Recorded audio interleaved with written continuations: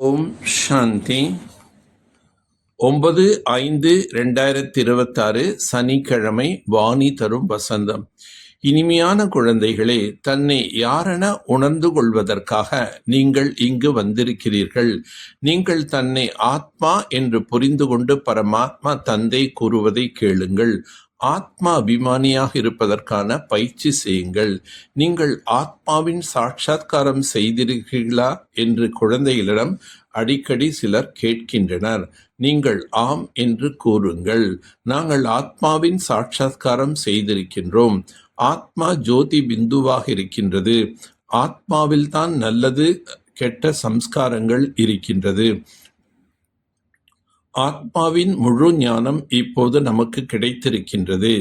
எதுவரை ஆத்மாவின் சாட்சாத்காரம் செய்யவில்லையோ அதுவரை தேக அபிமானத்தில் இருந்தோம். இப்போது நமக்கு பரமாத்மாவின் மூலம் இறை உணர்வு மற்றும் சுய உணர்வு ஏற்பட்டிருக்கின்றது. சாது சந்நியாசியிடம் பலி ஆகிவிடுவோம் என்று யாரும் ஒரு பொழுதும் கூறுவது கிடையாது. தன்னுடன் அழைத்து செல்வதற்காகவே தந்தை வந்திருக்கின்றார். இது மிகவும் புரிந்து கொள்ள வேண்டிய விஷயம். இந்த பத்தீத்த உலகத்தில் பாவன உலகிற்கு அழைத்து செல்ல தந்தை வந்திருக்கின்றார்.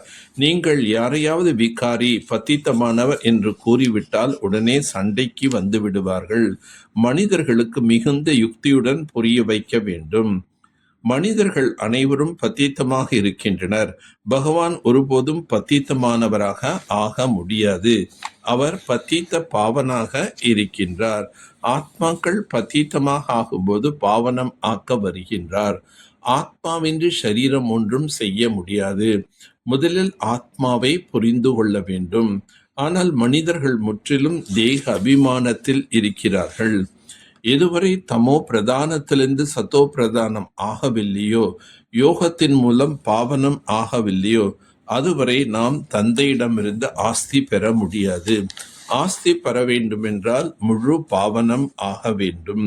கல்பத்திற்கு முன்பு போன்று என்னை நினைவு செய்தால் உங்களது விகர்மங்கள் விநாசம் ஆகிவிடும். பத்தியத்திலிருந்து பாவனம் ஆகுங்கள் என்று முதலில் புரிய வைக்க வேண்டும்.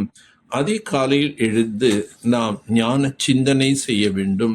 முரளியின் முக்கிய கருத்துக்களை குறிப்பெடுத்து கொண்டு பிறகு அதையும் திரும்பவும் படிக்க வேண்டும். என்னை நினைவு செய்தால் விக்கர்மங்கள் அழிந்துவிடும் என்று தந்தைதான் கூறுகின்றார். செய்வது செய்யாமல் இருப்பது அது உங்களுடைய விருப்பமாகும். தந்தையின் கட்டளை கிடைத்து விட்டது.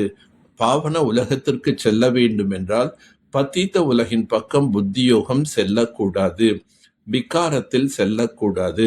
அதிகாலையில் எழுந்து ஞான சிந்தனை செய்ய வேண்டும். தந்தை என்ன கூறுகின்றாரோ அதை குறிப்பெடுத்து கொண்டு பிறகு திரும்பவும் படிக்க வேண்டும். மற்றவர்களுக்கும் கூற வேண்டும். அனைவருக்கும் முதலில் தந்தையின் அறிமுகம் கொடுக்க வேண்டும். பாவன உலகம் செல்வதற்கு இந்த பத்தீத்த உலகத்தில் இந்த புத்தியின் தொடர்பை நீக்கிவிட வேண்டும். நம்பர் 1 வியாபாரியாக ஆகி ஒரு நொடி மற்றும் எண்ணத்திலும் வருமானத்தை சேமிக்கக்கூடிய கோடீஸ்வரன் ஆகுக. யார் தன்னை பிஸியாக வைத்துக் கொள்வதற்கான வழியை அறிந்து கொள்கிறார்களோ அவர்களே நம்பர் 1 வியாபாரி ஆவார்கள். யாருடைய ஒரு எண்ணம் கூட வீணாகுவதில்லையோ, ஒவ்வொரு எண்ணத்திலும் வருமானம் செய்கின்றார்களோ அவர்களே வியாபாரி. எவ்வாறு வியாபாரி ஒவ்வொரு பைசாவையும் காரியத்தில் ஈடுபடுத்தி பன்மடங்காக ஆக்குகின்றாரோ, அதே போல் நீங்களும் ஒவ்வொரு நொடி மற்றும் எண்ணத்தில் வருமானம் செய்து காட்டுங்கள். அப்பொழுது கோடீஸ்வரன் ஆகுவீர்கள். இதனால் புத்தி அலைப்பாய்வது நின்றுவிடும் மற்றும் வீண் எண்ணங்களை பற்றிய புகாரும் முடிவடைந்துவிடும். யார் வேண்டும் என்று கேட்கின்றார்களோ அவர்களது குஷி என்ற பொக்கிஷத்தில் நிரம்பியவர் ஆக முடியாது. சதா மாஸ்டர் சர்வசக்திவான் என்ற ஆசனத்தில் அமர்ந்திருப்பவர்கள்தான் ஆடாமல் அசையாமல் இருக்கின்றார்கள். குழந்தைகளே, ஷரீரமே போனாலும் போகட்டும், ஆனால் உங்களுடைய மகிழ்ச்சி போகக்கூடாது என்று பாப்தாதா கூறுகின்றார். பணமோ அதற்கு முன்பு ஒன்றுமே கிடையாது. யாரிடம் குஷி என்ற பொக்கிஷம் உள்ளதோ அவர்களுக்கு முன்னால் எதுவும் பெரிய விஷயம் அல்ல. மேலும் சதா சகயோகி சேவாதாரி குழந்தைகளுடன் பாப்தாதா இருக்கின்றார். ஆகையால் பயப்படுவதற்கான விஷயம் எதுவுமே இல்லை. நல்லது.